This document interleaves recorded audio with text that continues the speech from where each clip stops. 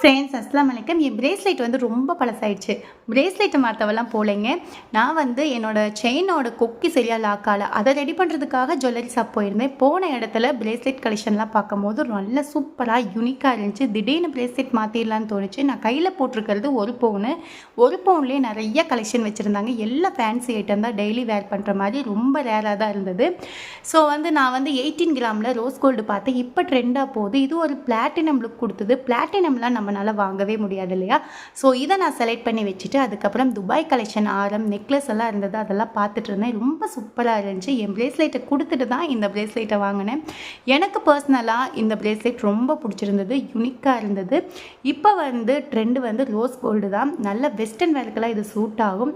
எப்படி night time ஆயிடுச்சு, வீட்டில் சமைச்சு சாப்பிட முடியாது. ஸோ ஹோட்டல் வந்துட்டு சிக்கன் மட்டும் ஆர்டர் பண்ணி சாப்பிட்ருந்தேன். டயட் ஃபாலோ பண்ணுறனால பசங்களுக்கு பிரியாணி வாங்கி கொடுத்துட்டேன். மறக்காமல்